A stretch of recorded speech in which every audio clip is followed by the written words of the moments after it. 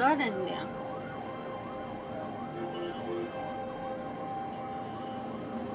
Så vil Sebastian gerne sige godnat til alle ude på YouTube. Men vi så rigtig godt. That's me. Og vi That's you. snakkes. You're Godnat. probably 10 minutes old. Godnat. Do you look at all like you? No. You don't think I so? don't. No. Og så When I må was a I new sove parent, godt. I told all my friends, bliver der I lavet flere totally film got i this. morgen. I know how to think about På et babies. eller andet This is going to tidspunkt, be når vi står. really easy. Little did I know. The eyelashes don't look anything like me. Well, you have a lot more eyelashes now. Yeah, but it's still cute. There we were, new parents. And then all hell broke loose. And it was only because I couldn't figure out how to get my daughter to sleep through the night. As a neuroscientist, it had not occurred to me to actually study sleep. But when I was a newborn parent, there's no knowledge about what is normal and what one should Nå, do. var Sebastian. And so I decided to study sleep in infants. Surely we could find out how to think about baby sleep in a scientifically grounded, biologically based way. Nå. Jeg lige se. Everyone knows that baby sleep seems erratic early on, and eventually it becomes regular. 22, 26.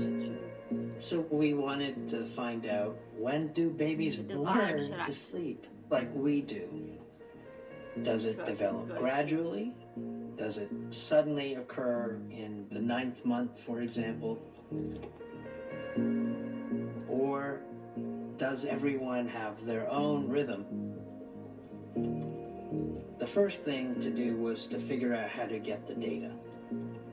We discovered that there's a whole set of apps that people are using to log events about their babies. Most importantly, sleeping. That, for us, is a treasure trove. So we talked to some app developers, and this collaboration between the app developers and the scientists became the NYU Baby Sleep Study.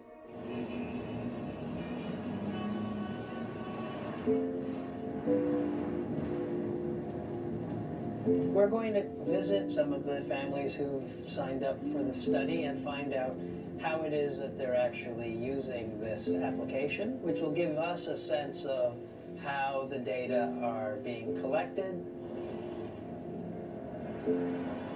The way we're used to collecting data is in a small number of subjects, but with absolutely precise and accurate measurements. In this case, though, we have no control over anything. We're not even making any of the measurements. And so we don't know whether the times are accurate to the minute or to the hour.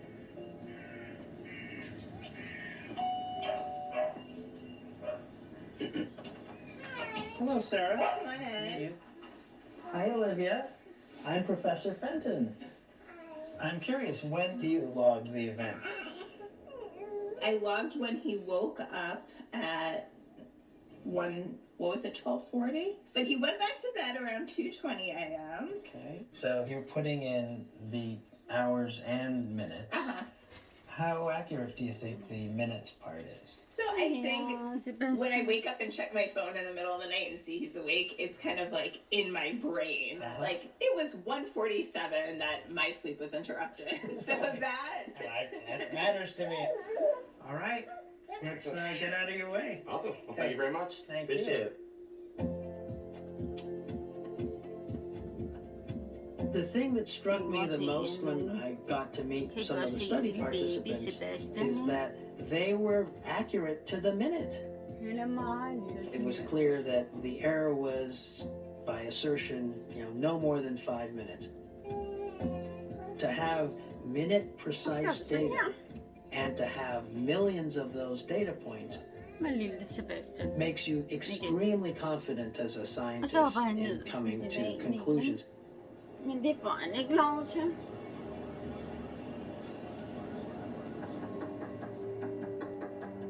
Det er der. Lige. Please meet my longtime colleague, Pascal Wallish. Nej. Pascal has a long history of working with lots of data. Before, they were called big data. What you're looking at here is a distribution of babies in the study around the world. So every dot here represents a baby. We have logged data from about 1,000 babies, and they have produced a total of 6 million events, made up out of about 1.5 million sleep events, 2.5 million eating events, and 1.5 million diaper change events, collectively. If you have a large number of babies and they each have their own rhythm, but there's a common underlying pattern to that rhythm, when you sample enough babies, the pattern will emerge. And we're beginning to answer the first simple question. When does the sleep pattern emerge?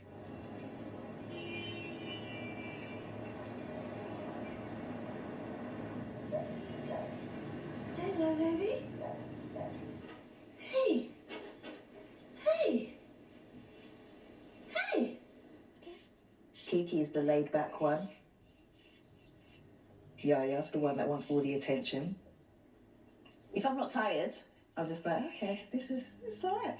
If I'm tired, I'm just like I'm starting to get really bad neck pain from falling asleep like this. And then you'll be looking at the other one, you'll be thinking, okay, hurry up, because your sister's gonna wake up. They have their own time. This is nap time for them. And then at night is when they wake up and want to play and do whatever they want to do.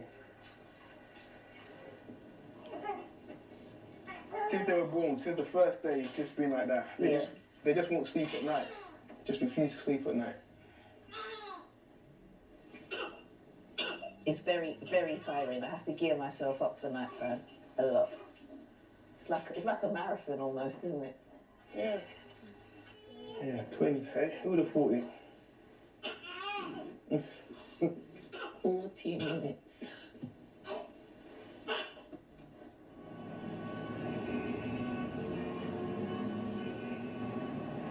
The question that we're trying to answer is, will my baby sleep through the night? That's really what they want to know, when that will happen. We have started to analyze the data, and we see trends. But to be very clear, this is very early days, okay? We are not comfortable to publish this yet. But what you see here is that at 1 month, there's no clear pattern of when the baby is eating or sleeping, okay? So basically sleeping and eating at random, which is very taxing on the parents. This is in fact the problem. Yes. Right here in graph form. That then within about 4 months, an initial cycle is emerging. And by the time you get to 8 months, there's a hint of a pattern. And then within a year, this clear pattern emerges. Babies are sleeping through the night. They sleep soon after feeding in the morning. And about 5 hours later, in the early afternoon, that's the third time in which they very reliably sleep.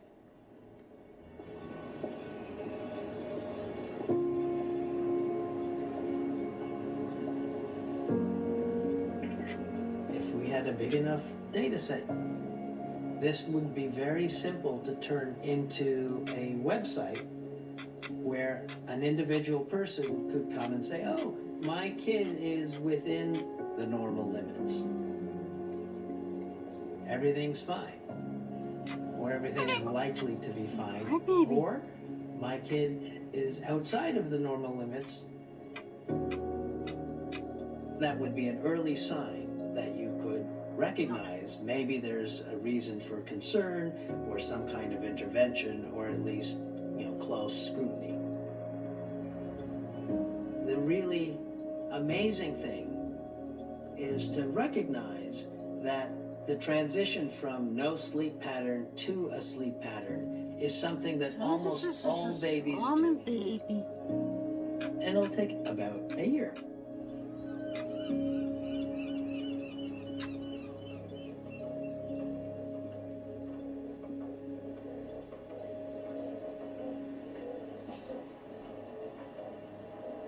So, yeah, it took about half an hour, I would say, to get them both to sleep, which is rare.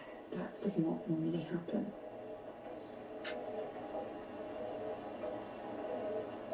I can either have some breakfast, which is actually lunch now,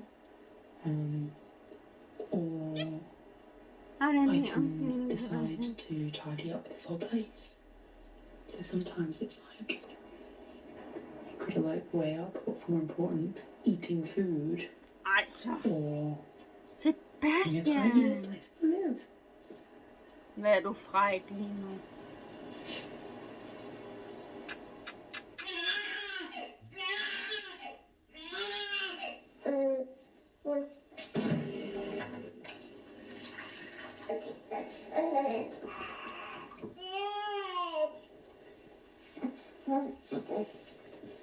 This is the tricky part where I dare not even move until I'm confident he's definitely gone and can actually get him back and in his crib.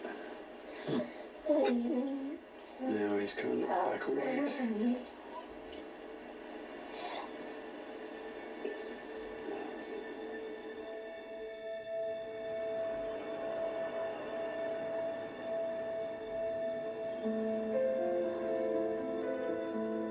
Så kan I se ham igen. I've always been a terrible sleeper. Den lille bandit, And han there's this er old adage that ham we study the Sebastian. things that we're bad at. I always wake up in a groggy state. I never use an alarm clock. Alarm clocks are terrible, because it's important to wake up naturally. Despite my knowing that, I still manage to get bad night's sleep after bad night's sleep. Woe is me. All animals on this planet have a 24-hour cycle that is tightly linked to the sun. That's called a circadian rhythm. So for us humans, you're awake during the day and asleep during the night in the brain, and it is regulated by the master clock located within a part of the brain called the hypothalamus. But that's not true for babies. When I first started getting involved in sleep research, I've started studying baby rats. What happens with babies, baby humans, baby rats, is that they cycle very rapidly between sleep and wake. If you're looking at a baby like this, in just complete relaxation, and then all of a sudden, boom, awake. And you can tell it's awake because the left arm and the left leg are in the air at the same time. And then, look at that, it just goes from this, vroom, or sleep. So over the course of 24 hours, they can have hundreds of cycles between sleep and wake. And so that's what makes babies different. So we wanted to know, why would that be? So we started out with a very simple experiment. We put a dye into the brain of a newborn rat in the master clock region. And we wanted to know at what age does that part of the brain connect up with other parts of the brain that are important for sleep and wake. When these baby rats were born, we have all of this red dye here and where the master clock is. But when we look closer to the brain stem, we see nothing. We see no labeling at all. There's no sense as if there were the wires connecting this part of the brain to this part of the Sebastian brain. snart godnat. Og som I alle så godt, så laver jeg But if we come over here to a film week later, i morgen, når we jeg see står op på all et this area now tidspunkt. is red. It was black over here, it's now red over here. And that's an indication that this part of the brain is now talking to this part of the brain. Eller når Sebastian står op. And what we found was it's also happening